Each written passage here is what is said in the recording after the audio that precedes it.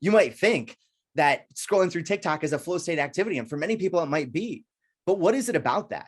Right. Is it the emotion that it's bringing you? Is it that you love the educational parts of it? Is it like that the infotainment side of it?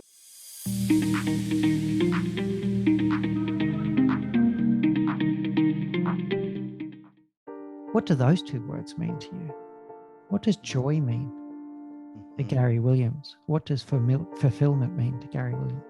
When you are operating out of your sweet spot, some people talk about it as like the flow state, right? When we're looking at positive psychology, when time is just passing by and you could just be in this state doing it, time flies by, you look at the clock and you're, whoa, hours pass by. I didn't even realize it, because you're in this state where things are just in alignment.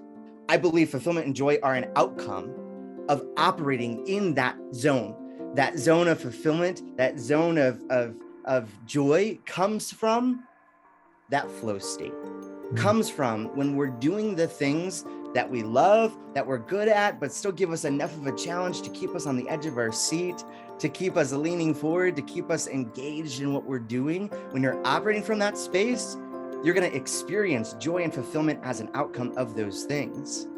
And so to start thinking about you uniquely, right? Well, when are those times in your life that you do feel like time has just passed by so quickly? Maybe it's when you're doing a hobby of yours. Maybe it's something tied to your work. Maybe it's behind a computer screen. Maybe you're programming or building a website or designing. Maybe you are crafting something and creating something new. What are those things that you do in your life that you just lose track of time with?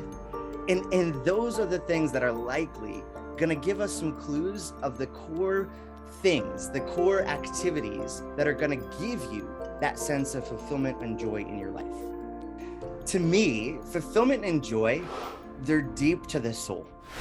To me, when I think of pleasure, I think of the shorter term win, usually. I think of more of the dopamine rush, the instant gratification.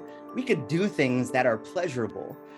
I may get tons of pleasure out of eating a wonderful dessert, but to me, that doesn't really hit the same core, the same part of my identity as when I'm getting people to have an aha moment, as when I'm getting people to realize something new about themselves, about the world that they're operating in. And when I see their face light up and I see their eyeballs widen, I see them start to think and process and nod their head, to me, that is giving me fulfillment. That is my joy.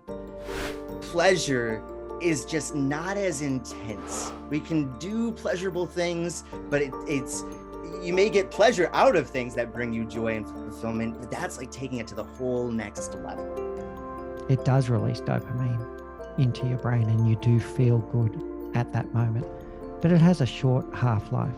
And in fact, it has a decreasing half-life.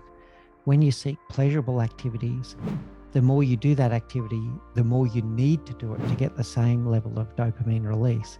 It is a type of addiction. When Gary talks about fulfillment and joy, he's talking about things that are long lasting, that you get into that flow state and make you feel good for days and weeks and months afterwards. That is fulfillment and joy, where time seems to stop because you feel that joy and fulfillment that you're making something amazing. You're creating a positive impact in someone else's life, or you're creating something that's going to have some kind of long-term legacy, not short-term pleasure. So when you're doing this exercise that Gary is talking about, to list down the things that you do, you're not looking for pleasure markers. You're looking for fulfillment and joy markers. And I love your ability to almost put that on a timeline. When we're looking at these activities, looking to see, okay, well, what is the shelf life of that emotion and how long does it sit with us? I think that's spot on. And sometimes there can still be clues in the things that may bring you pleasure, but look to see the pattern between those things and those things that you know that are experiencing the fulfillment and joy. You might think that scrolling through TikTok is a flow state activity, and for many people it might be, but what is it about that? Is it the emotion that it's bringing you? Is it that you love the educational parts of it? Is it like that the infotainment side of it, right? Like, what are the elements? And there's probably still that deeper theme that's there, but it should be magnified when we're looking at those flow state activities that are going to give us that deeper sense of fulfillment and joy.